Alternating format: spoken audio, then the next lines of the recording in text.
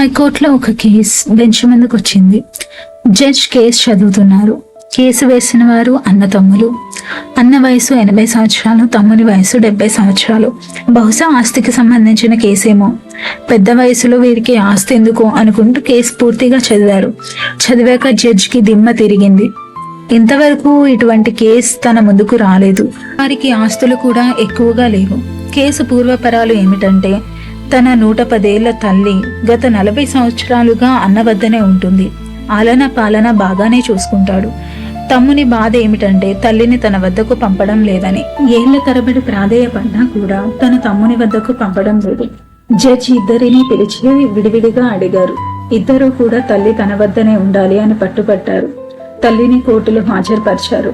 Judge తల్లిని అడిగారు, ఎవరి వద్ద ఉంటావు అని. తల్లి తనకు ఇద్దరూ సమానమే. మీరు ఏం చెప్తే నేను అక్కడే ఉంటాను, కానీ నేను ఎవరి మనస్సు గాయపరచలేను అంది. జడ్జ్ ఇద్దరి అన్న తమ్ముల ఆరోగ్య సమాచారం సేకరించి తల్లిని తమ్ముని వద్ద ఉండాలి అని ఆదేశించారు. ఆ ఆదేశాలకు అన్న అక్కడే బాధతో కూర్చున్నాడు. ఇది కదా ప్రేమంటే. ఈ రోజుల్లో తల్లిదండ్రులను పోషించలేక కొట్టి చంపడమో లేక వృద్ధాశ్రమాలకు పంపడమో చేస్తున్నారు. తల్లిదండ్రుల పాదాల కింద స్వర్గం ఉంటుంది అని ఎంతమందికి తెలుసు? అందుకే తమ పిల్లలకి చిన్నప్పటి నుండి ఇంట్లో మరియు స్కూల్లో విలువల్ని గుర్తించి వాటిని అలవాటుగా మార్చాలి అని ఇది మా చిన్న ప్రయత్నం.